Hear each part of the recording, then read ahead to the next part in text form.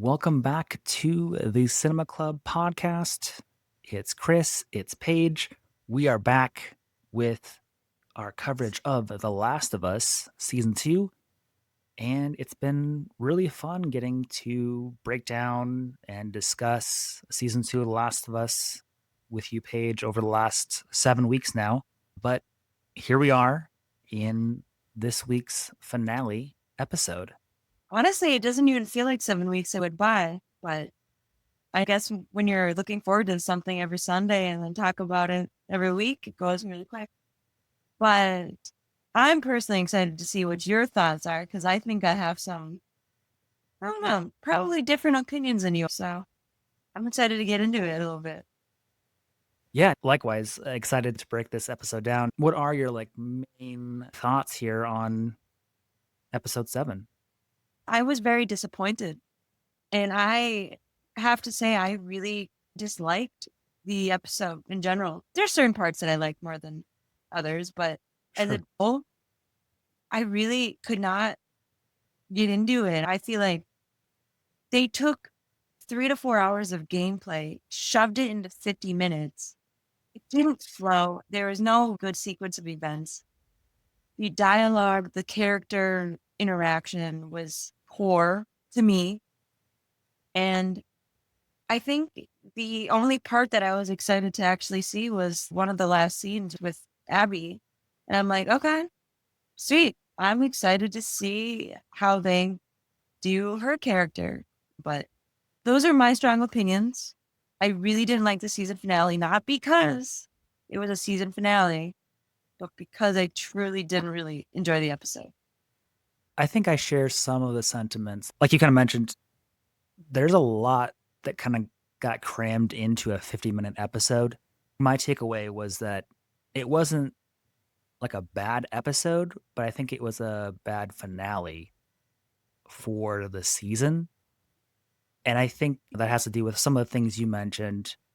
Uh, but I always find myself wanting and hoping that we would have got a little bit more depth to a few things. I think that it would have benefited for even an additional 20 minutes of just a little bit more of a pacing issue. I think for me personally was the big takeaway.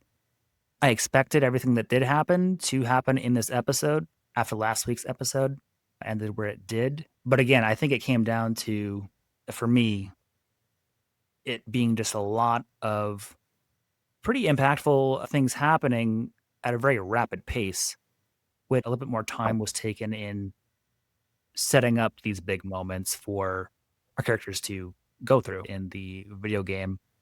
I honestly 100% agree with you, what you're saying too. I feel like they took like these really big moments in the game and in the show. And each one of those big moments was very short. It just was like, you do it, you're gone. Like multiple times in the episode. If you're going to do that, split it up into at least 2 episodes and dive in deeper with it. Even with the conversations between Jesse and Ellie, all Mhm. of those felt forced because they wanted it to happen so we would know like Mm. background and stuff. It should have been a really intense, impactful episode, but it just turned into a series of events that happened. That's a great way to put it. Honestly, it felt like just things were happening more so than our characters were going through the events that were occurring, is where you and I are agreeing, I think, when it came to our Yeah. negative takeaways from the episode. I was Yes. having the same thought process when it came to teeing up Jesse, which I would be interested to hear from somebody that hasn't played the game or at least didn't know Jesse doesn't make it to this episode, what their takeaways were in that regard. Because I know, at least personally, I can usually tell when a TV show is doing that.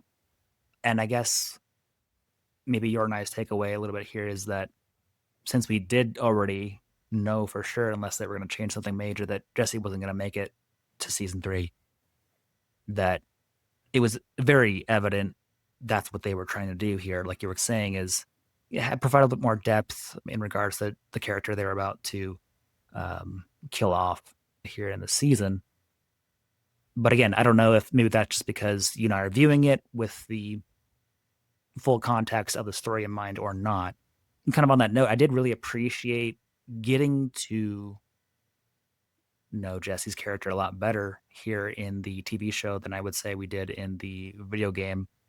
I thought that honestly, he made this episode for me, like as far as like the positives in a lot of ways. But it, just even from the start of the episode, he's getting that arrow shaft out of Dina's leg. And I don't think there's ever a moment that as a viewer, we're sitting there watching and we're like, oh my God, is he going to be able to do it? Because Jesse is incredibly competent. And so it's even little details about, oh, I have to push it through because I can't pull it out because of the barb of the arrow. Jesse knows what he's doing here. And I think that's something that they did really well here in the show is they really showcased how competent Jesse was as a character. I understand what you're saying with that because I agree with you, but I like when we get to these episodes and we have completely different views, and I'm like, all right, I'll agree with Chris a little bit on this. I feel like when I was playing the game, I liked Jesse a lot more, and I felt more for him when he died in the game. In this Oh, okay. show, I got more of a background. I enjoyed him, but I didn't feel bad that he died in the show. I don't know why I felt that, but I was maybe because I anticipated him getting shot. I knew that's what was going to happen. I was just waiting for it and waiting for it. But I guess for the first playthrough of the game, I really was like shocked that they killed him. And then now I'm like, okay, maybe I'm just salty about certain things, but that was just my feelings when I was watching it. I'm enjoying that we're having different takeaways, honestly, because I think that's what makes it interesting to break it down sometimes is we aren't having the same takeaways. I was kind of reflecting on that scene. Dina's, of course, telling him that she doesn't want to drink anything. And she's also, as an audience, very evident that she is concerned not just about her own safety, but that of her babies as well. Yeah, no, I liked their interaction because you could tell that he still really cares for her, and you can see it through that scene. Which I do like Jesse. The guy that plays Jesse plays him super well and a very good character, especially in the part where they're in a bookstore Mhm. and Jesse's lecturing Ellie. I'm like, okay, I respect this dude quite a bit, his knowledge. But yeah, I know the scene after that was with Dina and Ellie. Yes. I might have taken that away differently than you, but I had zero like chemistry between them when I was watching that scene. Maybe because she was giving the cold shoulder a little bit, kind of angry, still washing her back, cleaning her up a little bit while she was speaking and all that stuff. But Hmm.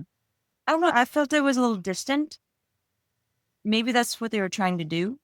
They did it well if they did, but usually when there's like a distance going on between a relationship, you could still feel the emotion and the chemistry between them. I want to know what your thoughts are on that. When it came to Ellie and Dina in this scene, my takeaway that, like you're saying, Ellie has the moment where she's shirtless, so Dina's seeing all the bruises, dealing with the ending of episode 5 with Nora, and she's being very transparent with Dina here in this moment. Ellie reveals the entire truth to Dina about what Joel did, and I think in doing so, she fully, at least in this moment, exposes all of her own darkness to Dina. And I think what we're seeing is Dina having a difficult time digesting all of this in this moment. And I think that's where, at least for me, I was seeing the disconnection there between the two characters. Because it's a lot of like heavy, impactful information, which a few episodes ago, Dina had shared that no matter what Joel had done, he didn't deserve to die that way. And my takeaway that is speculative in nature is that maybe Dina is now rethinking if they were right to come to Seattle. And especially now with the additional context of her being pregnant, if this was the right decision. At this point, Dina is like, okay, we need to go home. Tommy's somewhere out there, but we need to go back to Jackson. This is all happening while Ellie is also in a really weird place where she's trying to get all this information from Nora in a way that Joel went about getting information from people. Joel didn't seem to think twice about it, but Ellie is definitely not at peace with this, and I think it'll be something that she won't be at peace with forever. But at the end of the day, although Dina is frustrated with Ellie, that it's more of the kind of frustration that's we need to talk about this later when we get home kind of thing. Mm. And Dina is still giving Ellie her bracelet as a good luck charm, I believe, but she's not giving her a kiss. I still love you. I still care about you. We'll figure this out later. Just come back and we'll go from there. Is I guess my initial take on what was occurring there, because both characters are going through some major shit with Ellie coming there right after the North thing. I also thought too. Again, this is kind of my take. Episode 6, it's a lot of flashbacks, obviously, and then it ends there with Ellie standing outside of the theater.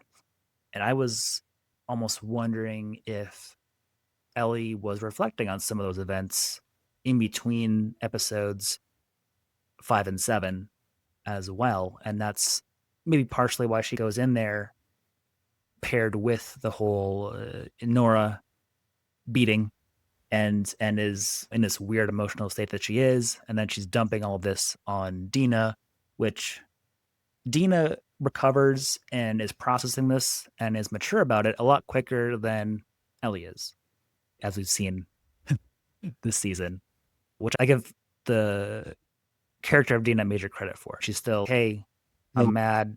I feel like I was a little misinformed or that information was hidden from me here, but I still love you. I'm upset with you. Here's this good luck charm. Get back over here with Tommy. After you deconstruct it fully like that, I totally get it. I agree with you 100% too. Which I guess when you're watching it, you can take away that they're both in just different places in their life, but they still want to be connected. She's still trying to care for her, but I can see how that's hard because if I was in that position, Yeah. I'd probably be distant as well. And it happened so quickly too. How like the episode before that, it was just love, and then all of a sudden, just took a major shift to their relationship, which I guess in the future we might find out a little more. But anyways, that was a fairly good opening scene until Ellie and Jesse go on a little adventure to that broken building to look over the site. Do you think their interaction in that tower was, for some reason, I was like, is this necessary? If that makes any sense to the story.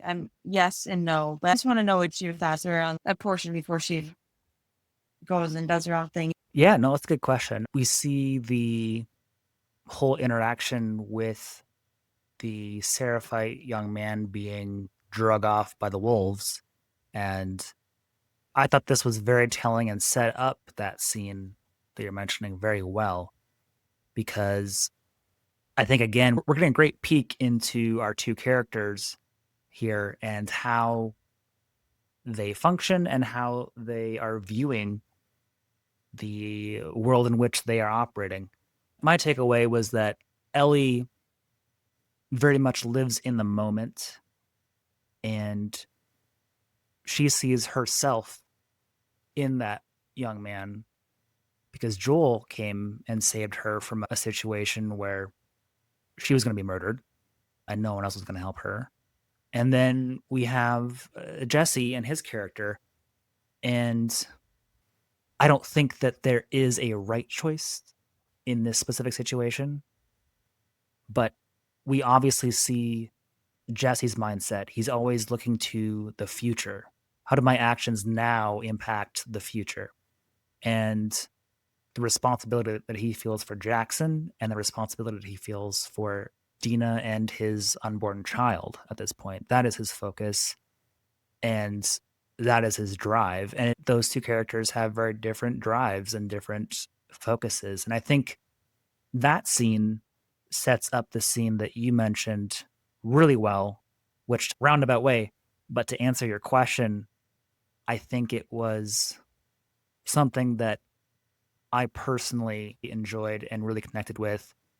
And I think it actually was my favorite part of the episode. So I guess it is necessary in my viewpoint because we get to see these two characters and exactly how they are viewing the world in which they are operating within. What was your takeaway though? I am interested. I agree with you there. I just wanted to see if you thought, because my coworkers were like, what was the point of that interaction? They were just yelling at each other, just angry. Mm. And then all of a sudden they were telling each other life advice in the library. So I was just wondering what you were thinking. Oh, yeah, I'm happy to. That's my favorite part of the whole episode. But I can definitely dive into it. I thought it was a pretty pivotal scene for multiple reasons. Just reveal that he voted no on the council. Yeah. And her wheels were turning like, what? You voted no? Which I understand where he's coming from too. He's planning on bringing the next head of the community and all that. So I can see he's protecting the people, but I also understand from Ellie's point of view that he was like, you're a bro, you should have had my back. You could have done this and we could have done it properly. But now, since you voted no, I have to go do this, but yet you're still following me. If you would have just voted yes, they could have done it in a better manner. But I don't know where I was going with this in this discussion. So, library part, we can go on to there. Yeah, because the library part comes before, right? I've Or is been, it after? man, I watched it so late last night. No, me too. I think it was before because they went in there Yes, and he was like, I'm always trapped in the bad weather with you again. And they had to sit and wait for the rain to go away. that's And then right. they went to the viewpoint to see the Yeah, scouting. But yeah, as much as I disappointed in the episode, there were pieces and parts that I like. When she was searching for a baby book, she knows that she wants to be a figure in this child's life. And the fact that Jesse was just sitting right next to that happening, I felt bad for him that Jesse were a chance to be the father that he wants to be. So that was the emotional little portion. But that's how I took it away. I know we talked about it being, at least for us, fairly obviously planned that he wasn't going to make it out of this episode, but I was really enjoying the background and kind of the look into how he was functioning because Jesse shares that some traders came back a few weeks ago. It's probably the same ones that Joel was trading with for his coffee to turn the conversation with Ellie in front of the house. But it's also a very sad moment because he's sharing that those are probably the two happiest weeks of his life. This girl asked him to come with her and her family, and he made the decision to. Choose the He made, wisdom, pretty much. yeah, Happiness. his sense of duty and to the people of Jackson, his community, was what he chose over any maybe true happiness that he could have found in his life. I agree with you on that. Yeah. It was, Yeah, I did enjoy the little backstory because we don't really get to see a backstory in the game. So he's just a character and we like him. We don't know these bits and pieces, which again, I know we talked about the creators are really good at developing a character that we already know about and giving us more about it. He chooses family over something new and exciting. He wants to stay stable with the people he knew. So I did like that interaction. It really taught Ellie that she needs to really think and react differently to just life events. I would agree with you, but I don't know if she learns that lesson here. I'm not really yeah. Because then, yeah, like we're mentioning, like they go up on that outlook, and that's like the scene that when you were talking with some of your coworkers or friends that they were questioning, oh, is this really important to include here in this limited runtime? But I really enjoyed it because I think it is the strongest scene when it comes to acting abilities that are showcased here. Bella Ramsey comes across super strong in her acting abilities as Jesse and Ellie are arguing and confronting one another. And Ellie's also putting together the whole Ferris wheel and whale thing that she got from Nora. We get to see that Jesse always picks family and the future, while Ellie is always picking justice. And many times that comes into play in the present. And that's also always coming from her personal viewpoint as well, which can be flawed. But I really enjoyed that we get to hear directly from Jesse on the responsibility that he feels for Jackson. Like you and I have talked about it this season. Jesse's definitely being groomed for leadership in Jackson. And I think we get to see more why here as well. Just again, showcasing how he goes about his relationships and the way in which he values and makes choices in regard to the people that he loves. Jesse knows he has to stay alive for the people that he loves and he cares for Dina, his baby, Tommy as well in this moment. And I think one of the reasons why I really enjoyed this scene is because the idea of community is so interesting to me and how these two characters are viewing that. Because Jesse is sharing how he doesn't want to get mixed up in these two communities and their issues, their warfare. And then Ellie confronts him on the decisions that he's making. They were saying something that she was selfish, and then she lashed out and was like, "You let a child pretty much die." I forgot what the rest of that part was, but I know that was a important scene at that moment because it She showed confronts him that on it because you're choosing your community and labeling sometimes people as other. And so you automatically are throwing them out. Then she brings up the point that Joel was her community, Joel was her family, and he was killed brutally. The problem that she points out to Jesse's thinking, like his mindset, is that he's not special or better than her because he cares about his community. Because Ellie's, of course, sharing that Joel was her community and he was the person that she cared about most in the world. Now, again, this is a flawed situation because, of course, Ellie is sharing all this with her selfish tendencies. And also, we don't know for sure that this is Tommy, but Jesse's pretty sure it's Tommy. And Ellie is wanting to abandon Tommy and Jesse both in this situation in pursuit of her selfish tendencies because she knows where Abby is according to what she got from Nora. yeah, that's some good valid points. And it's like one of the handful of times that you actually see her talk about Joel. It's true. That a lot through the season, and like the whole revenge tour is about Joel. So I guess seeing, hearing all of that in the scene gives it a motivation, and it's a good build up to the next scenes and stuff. Yeah, I agree with you. Liked listening to your thoughts and what is. No, thank you. Yeah, that was kind of my takeaway from that moment. And that's why it still is sticking out to me, just because we really get a crystal clear understanding of exactly where these two characters stand in regards to community, in regards to how they're navigating the world. And then we see them part ways and venture forth with that in mind, which, to your point, we're like, okay, Ellie's in revenge mode here. And I thought she was going to start unleashing vengeance on those two wolves on the dock. And then we see all the boats pop up. Yeah. Oh, speaking of this scene, was another one that I was discussing with people. Hmm. Not like the dock scene, but once she gets on the boat, which I also thought she was gonna shoot a bunch of people because she's mad. Like in the game is what we would have done, like whatever.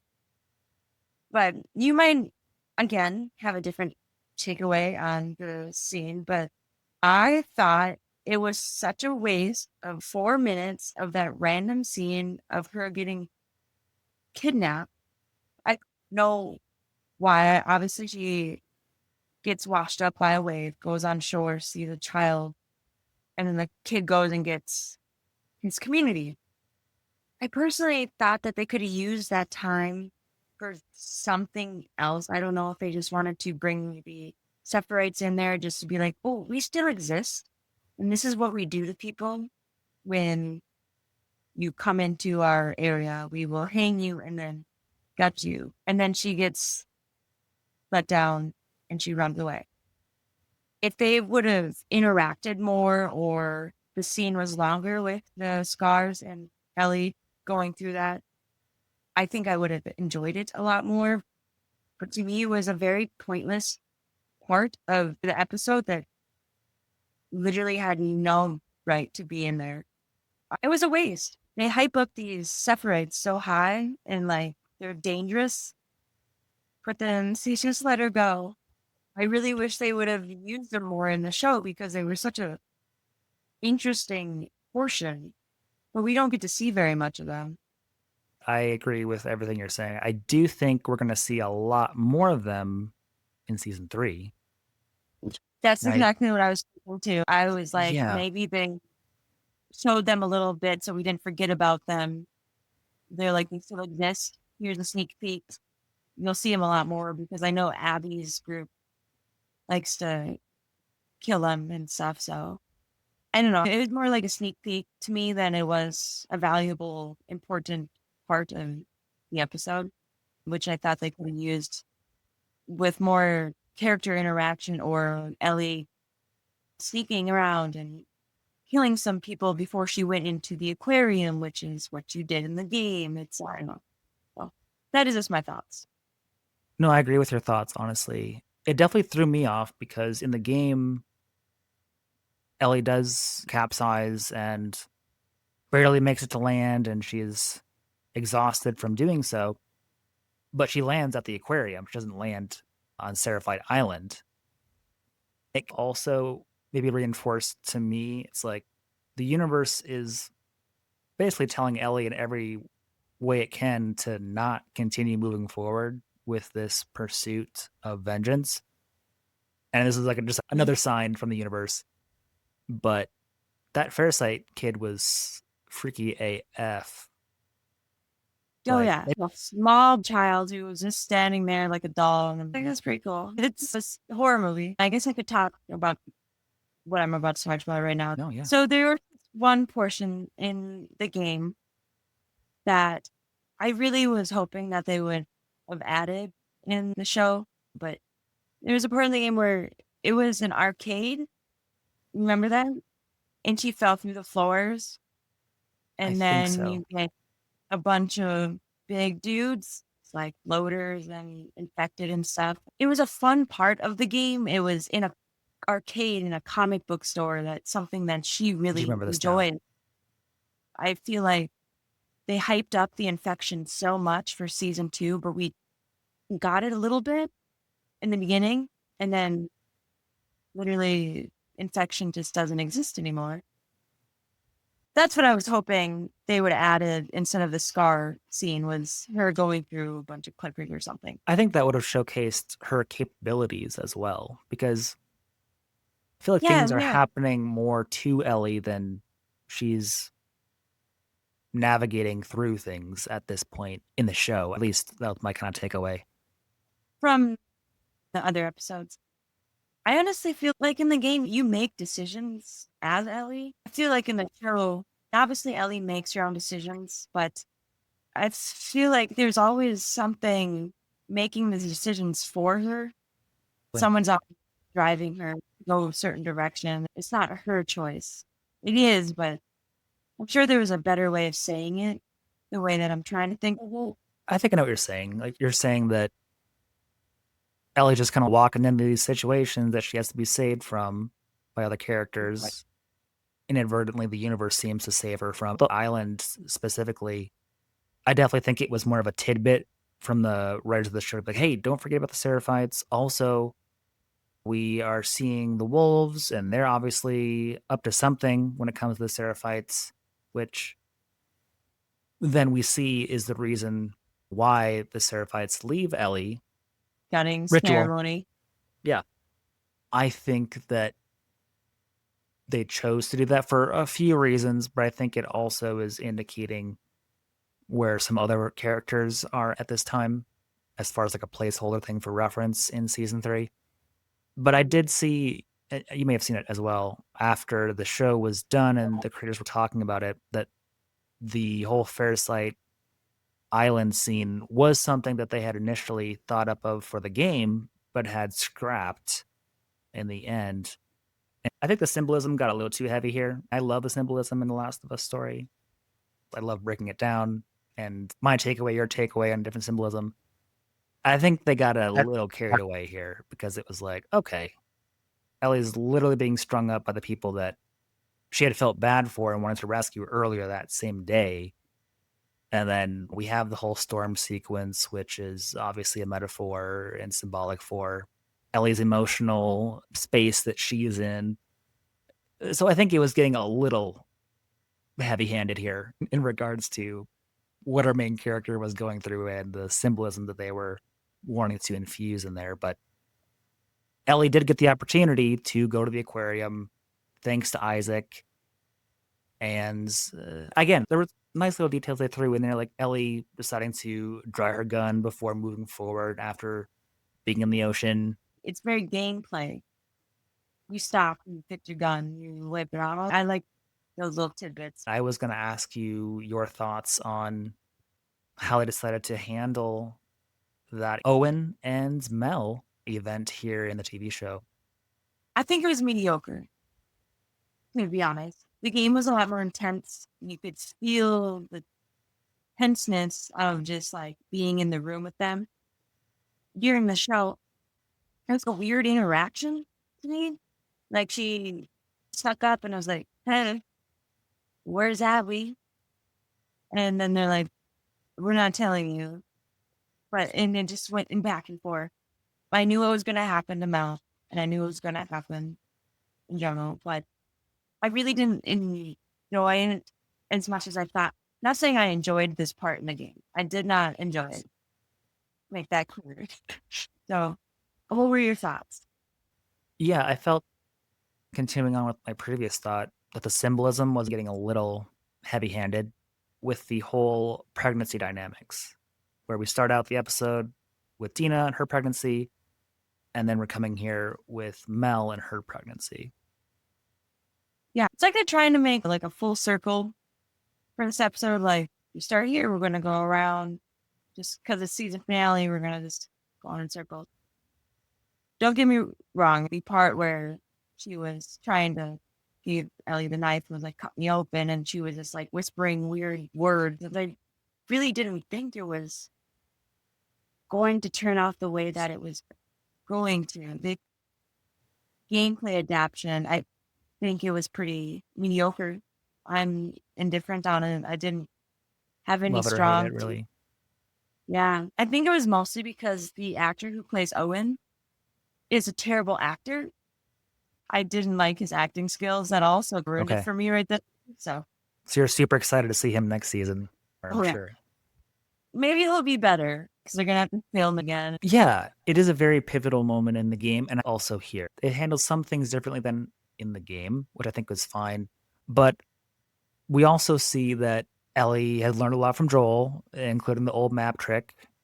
And she asks them to take turns individually pointing out where Abby is on the map. And she knows that they know where Abby is on the map because they were just discussing it. And it's very obvious that Mel does not give a shit about Abby. Owen does. Owen makes a very obvious decision here in this moment. I think it's very heavily implied, so I'm just going to say it, that Mel is pregnant with Owen's child here in this scene, and Owen decides to prioritize Abby over Mel and his unborn child, which I guess, again, the show is wanting us to compare and contrast. If we go to Jesse's focus, 100% is on Dina and his unborn child, and he's trying to get Tommy so that they can go home.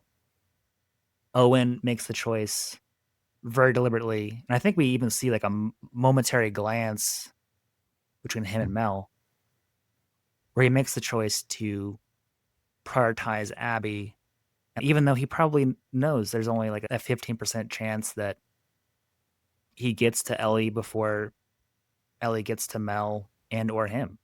All that to say though, from Ellie's perspective, this is my takeaway. I definitely want to hear your thoughts, but up until this point in the story, Ellie can justify her actions, at least to herself. Like she's having a hard Mhm. time justifying her actions when it comes to Nora and a lot of the other shit that she's talking to Dina about. But with Ellie inadvertently killing Mel, she also kills an innocent child. And Ellie isn't skilled enough to try and save the baby. Ellie, very much like Joel, is bad at being a hero, but I would say she's quite a few Trying, I guess. steps worse. Yeah, she doesn't even try. Doesn't even try. That's true. That's where Yeah. I'm like, oh man, you're terrible at being a hero. This should be the wake up call for Ellie, this moment, but it won't be. That that cycle of violence and revenge is going to continue on, and it very much catches up to Ellie and the people that she loves and cares about in the same episode. Yeah, I liked everything you said. There's just something about the way she handled the situation compared to the game made her seem, I was going to say weak. Not saying she is weak, but it's just like the whole season was just her showing weakness all the time. She never proved herself as much as we would want her to. The game, you're just always, you're tough, you're strong, you're Capable. independent, capable. And now it turns out in the show, she's vulnerable, weak, codependent on her group more than normal. And I think in this part, you really see that, especially after Tommy and Jesse get there, and she just breaks down. Yeah, I think part of the issue is that in the game you're playing as Ellie, so there's a lot for you to do. And here in the TV show, they're kind of splitting up a lot of those Mhm. duties, I guess I would categorize them as. But as a result, I agree, like Ellie's character seems inept. There was not very much character development for her the whole season. Like in season one, she developed from this bratty snot who went on adventures, but she became a different version of herself because Joel helped her become that person. And she figured out life a little bit. But in season two, it was just no development. There's no character arc for Ellie.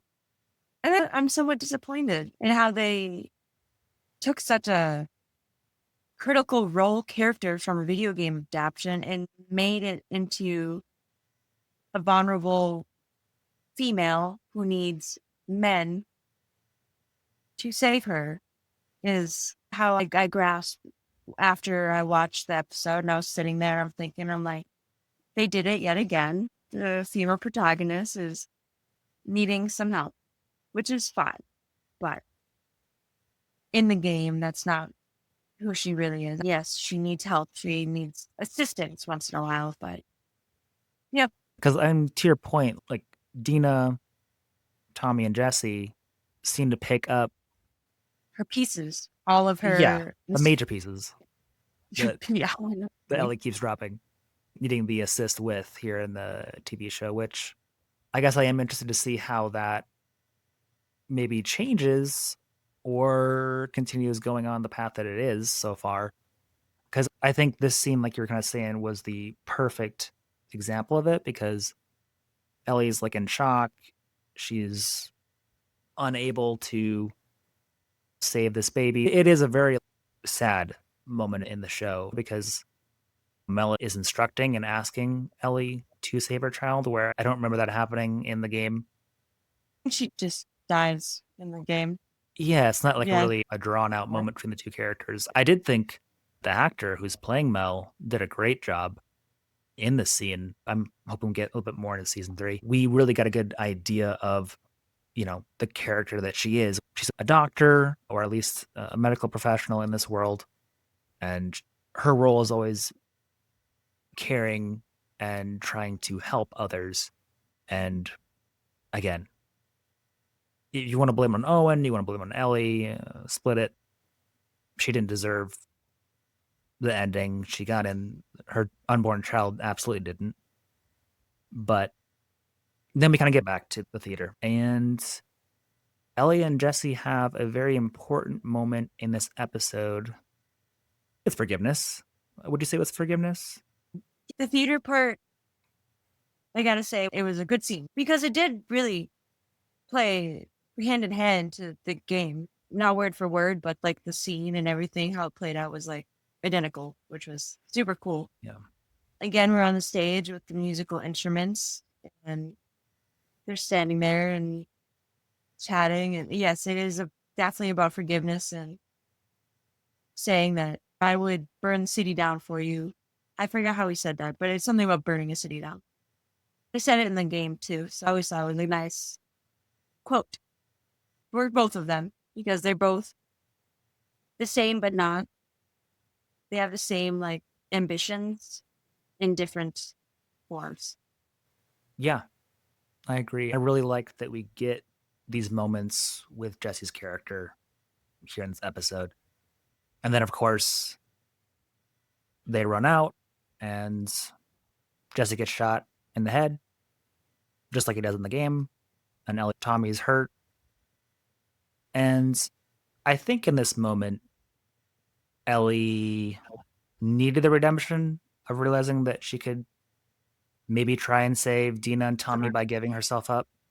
But it's also a moment where she realizes that it's too late for that at this point. I did like how they ended it with Ellie right there because it's a good stopping point of now doing Abby's story. I like how they're going backwards, just like the game. And it's like day one, Seattle, this is Abby's story. Season 3 is going to be all Abby's story.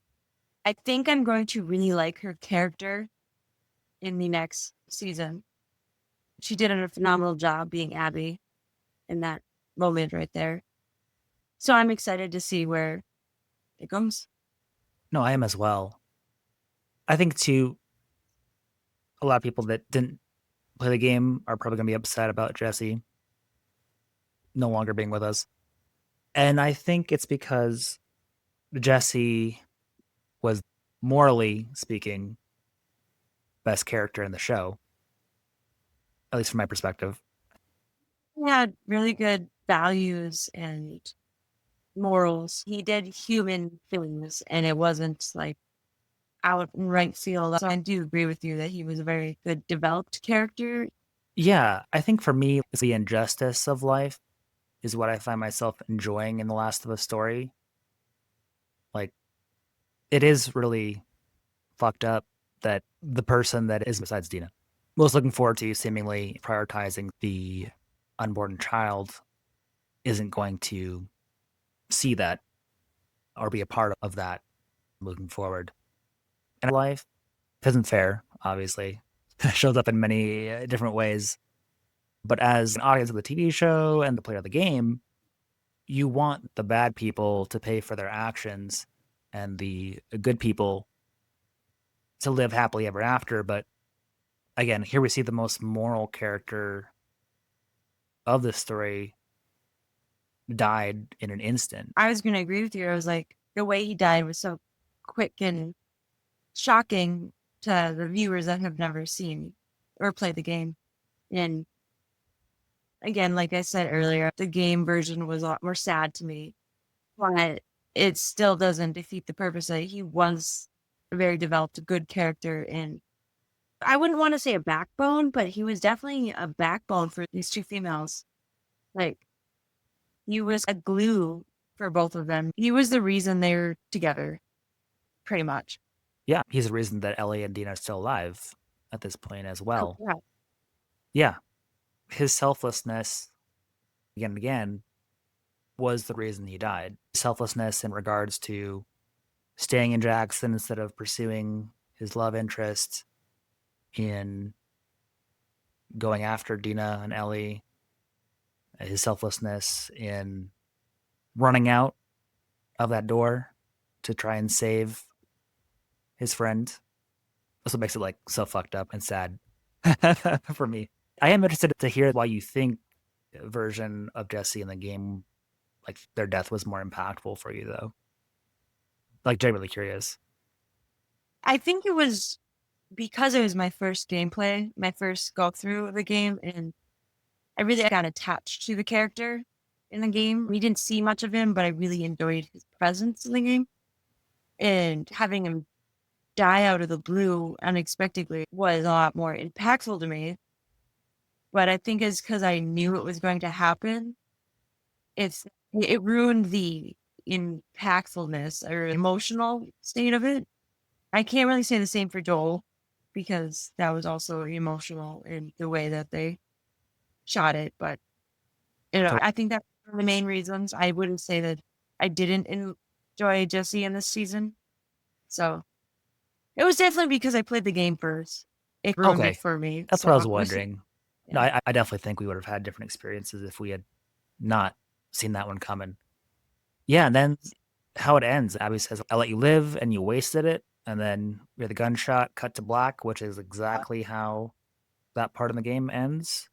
And then the same way, like introduced to Abby in day one, Seattle.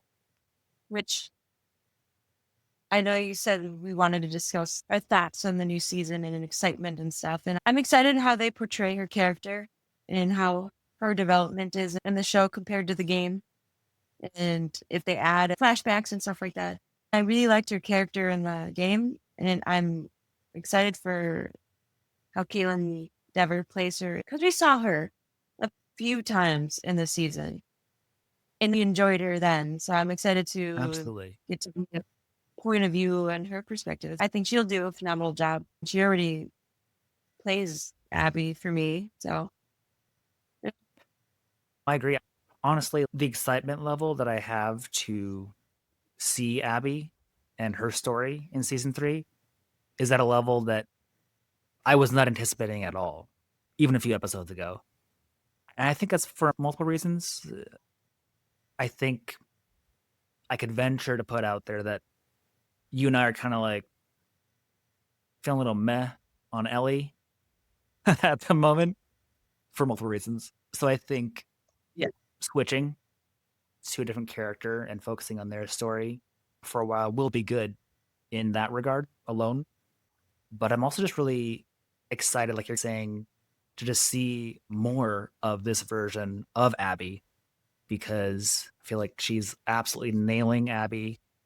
And I think if we can get back into that same headspace that we're in episode 2, where Abby's crawling with the fence collapsing with the infected, and we're like genuinely caring about that character before she murders Joel.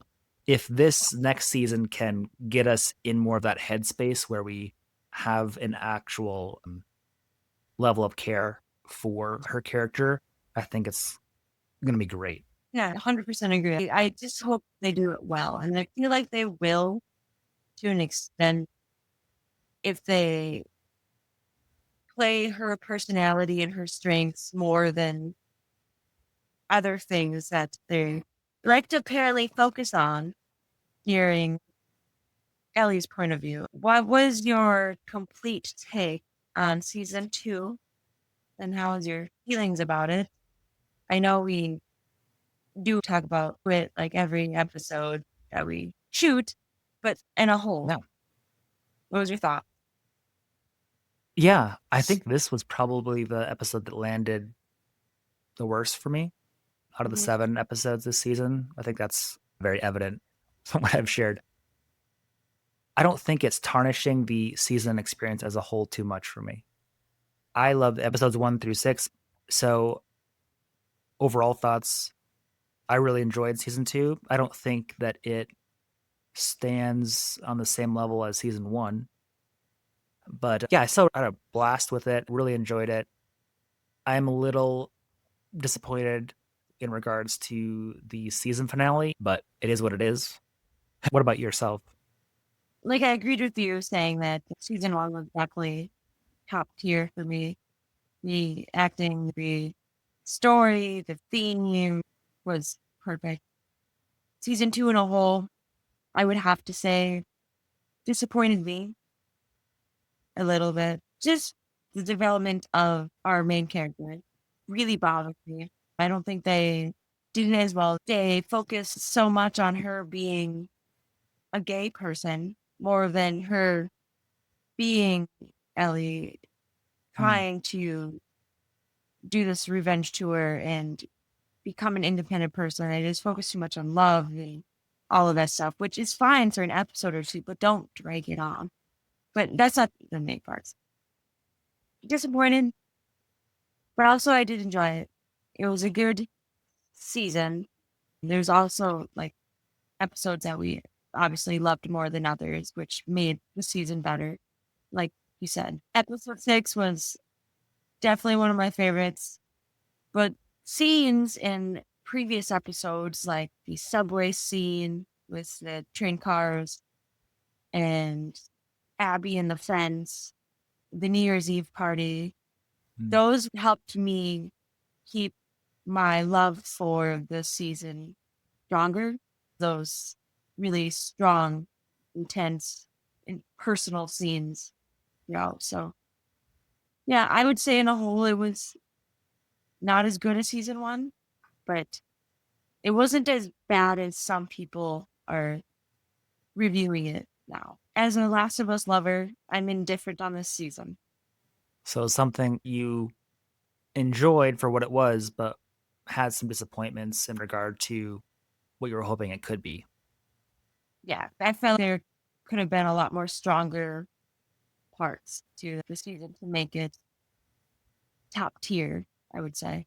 But it is what it is. They're going to have a new season, and all we have to do is just wait and get excited for the new season with Abby. Yeah, which, like I was saying, maybe isn't necessarily a bad thing that we're probably going to get a lot more Abby than Ellie in this next season.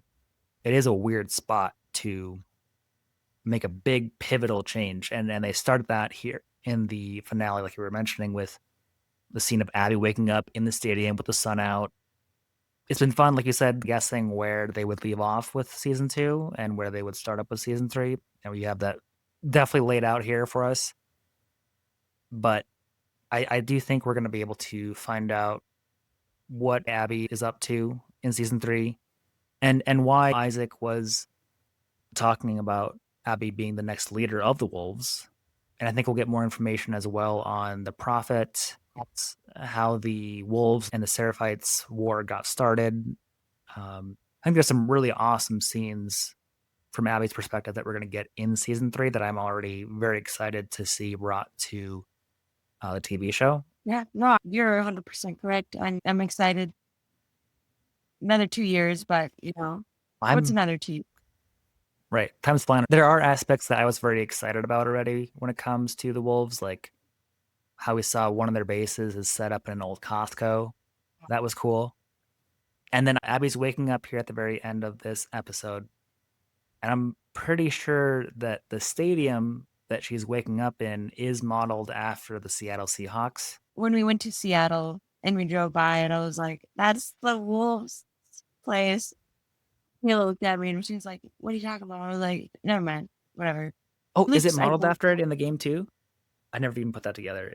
It is. And I took a photo of myself in front of the aquarium where I walked through the front door and drove by the theater and all that stuff. They really base it off a lot of actual places. That's super Yeah. cool. I had not put that together after playing the game like 2 times. That's my bad. But I definitely realized that just in that wide shot that they had there at the very end where it closes with Abby looking out over the stadium. I was like, oh, that's Seattle Seahawks stadium that they're bringing to life. And as far too as like a scale of things and how large of an operation the Wolves have there in Seattle. And as far as season 3, I'm hoping that season 3 is going to have more episodes.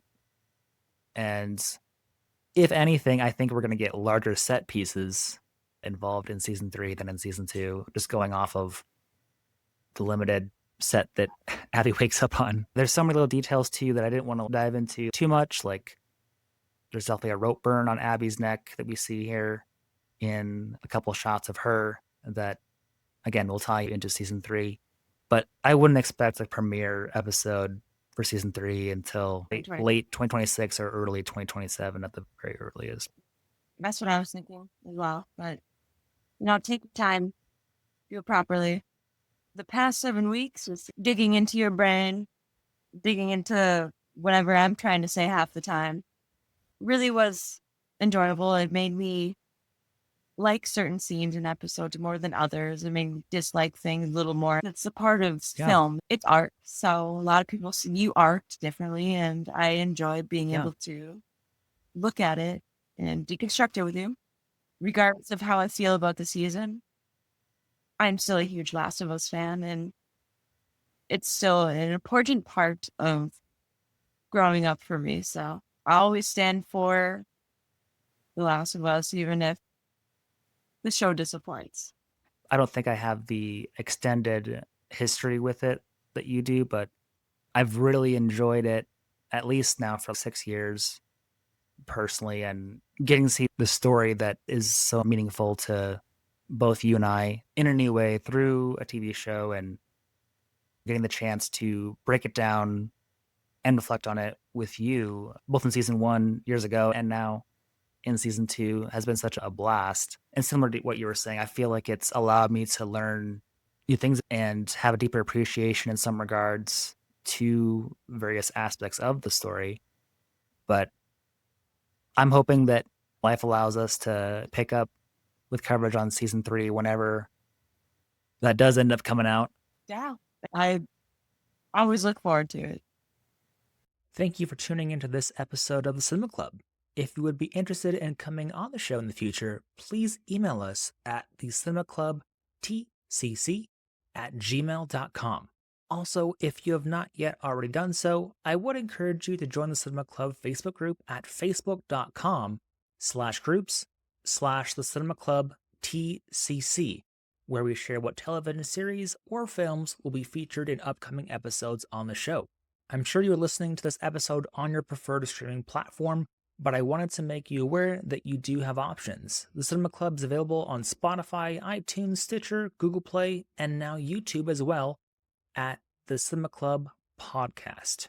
Please also consider giving the show a review on iTunes, as it does really help the show. And finally, we are completely supported by listeners like you. If you love the show, please consider visiting our website and clicking the Support This Podcast button.